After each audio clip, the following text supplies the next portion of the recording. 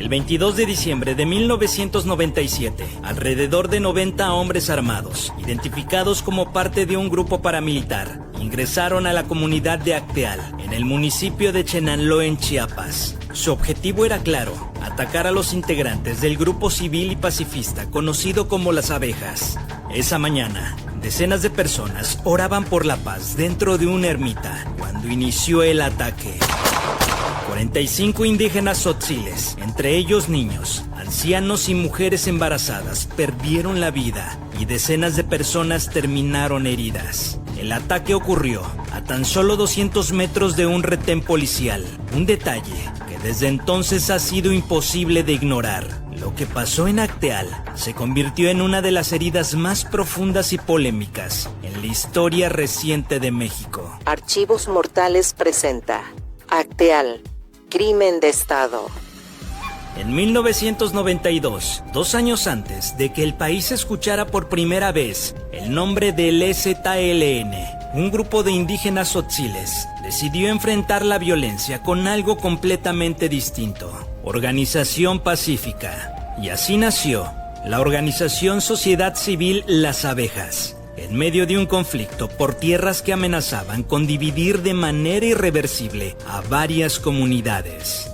Las abejas no querían armas, no querían guerra, querían justicia, autonomía y respeto para los pueblos indígenas.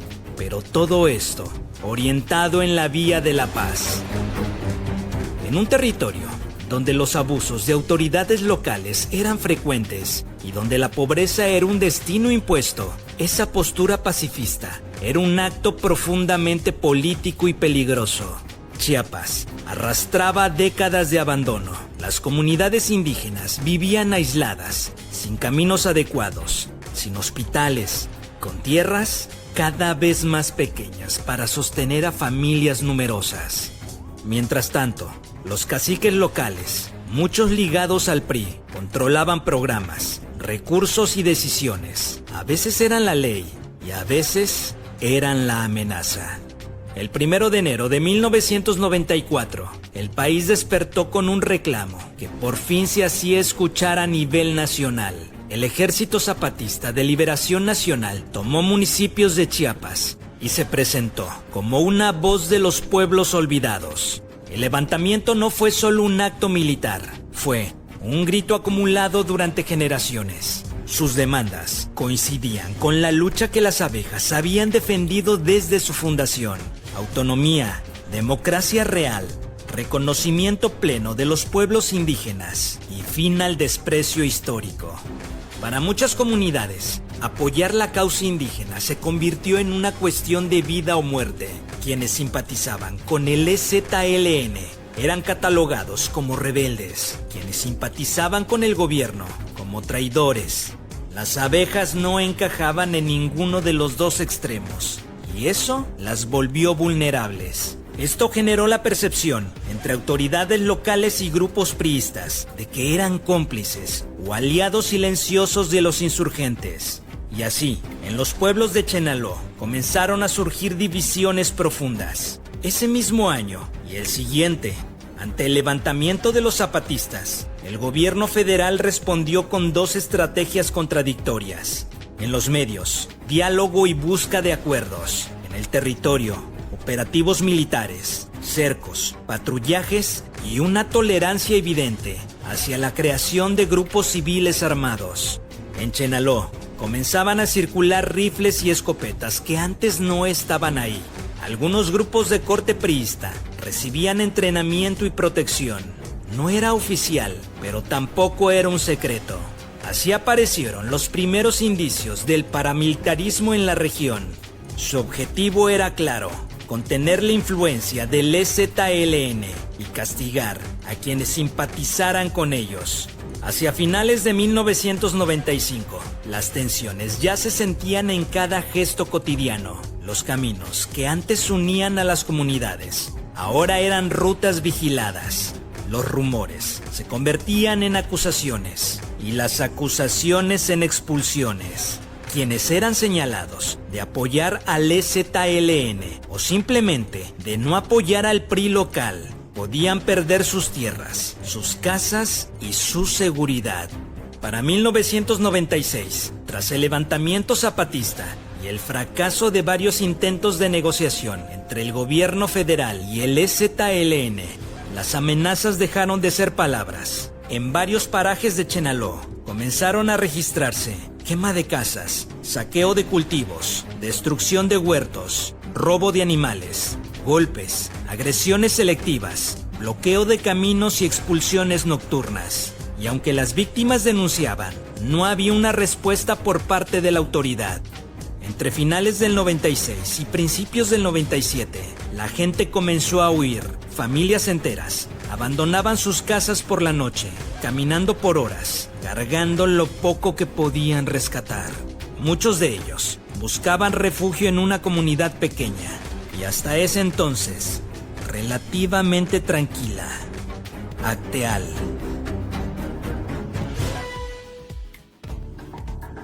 Acteal se convirtió, poco a poco, en un refugio improvisado.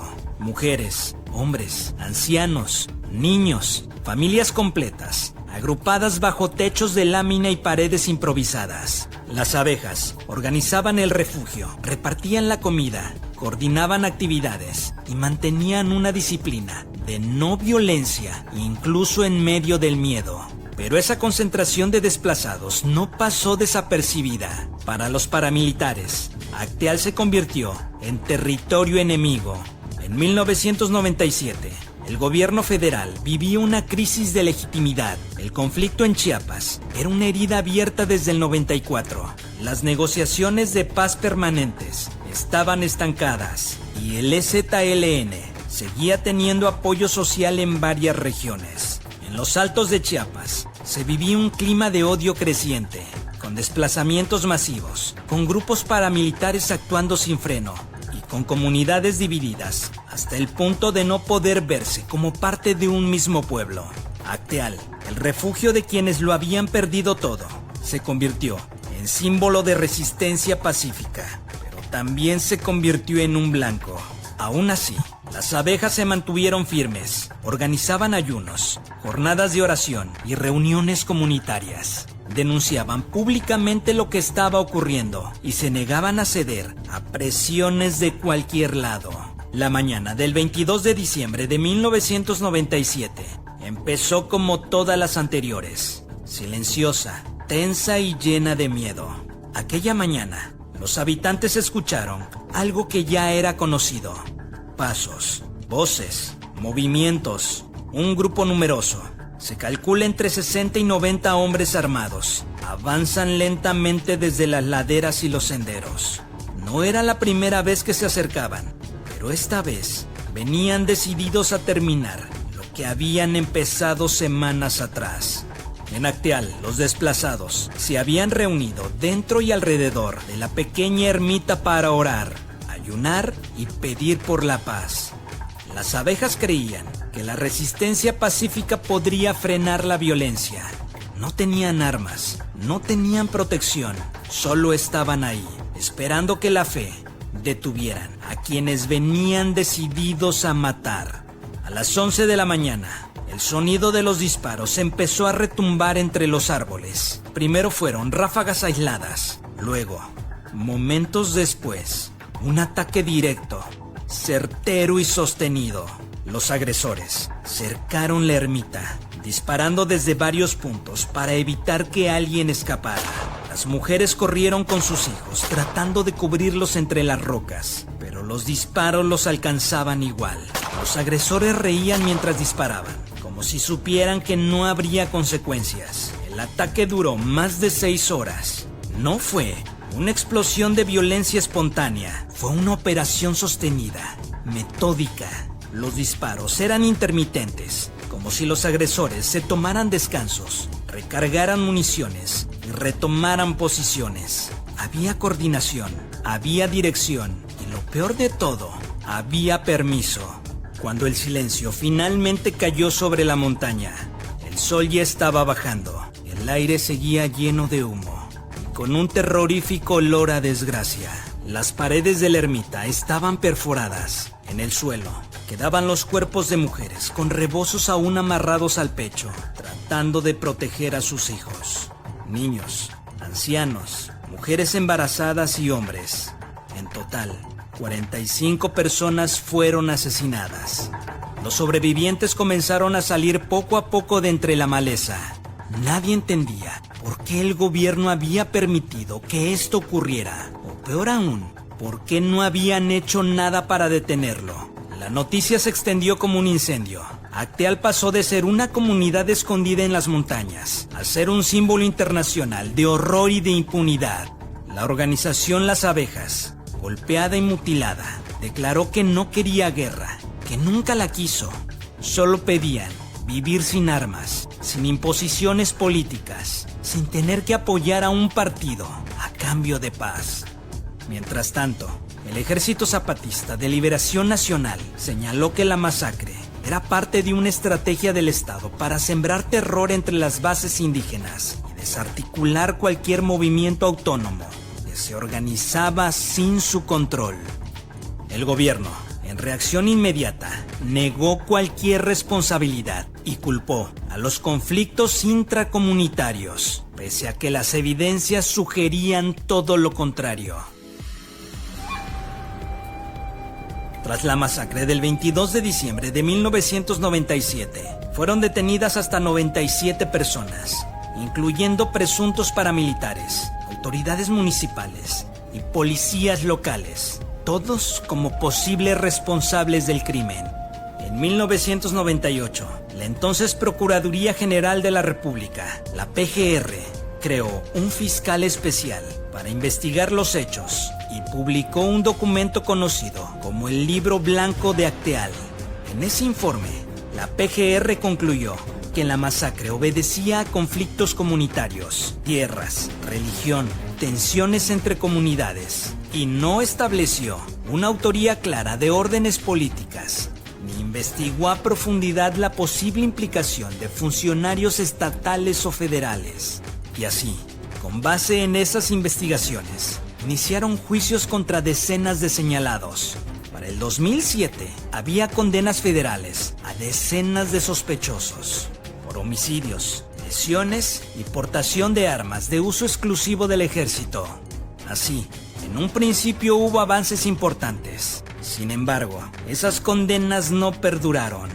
El 12 de agosto del 2009, la Suprema Corte de Justicia de la Nación otorgó un amparo y ordenó la liberación inmediata de al menos 20 personas previamente condenadas como presuntos responsables de la masacre.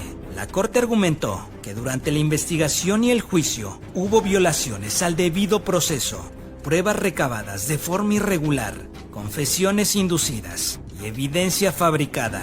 Después, en noviembre del 2009, otros 9 más fueron liberados por razones similares. Para el 2012, la Corte ordenó esclarecer a otros 7 acusados por repetir el proceso.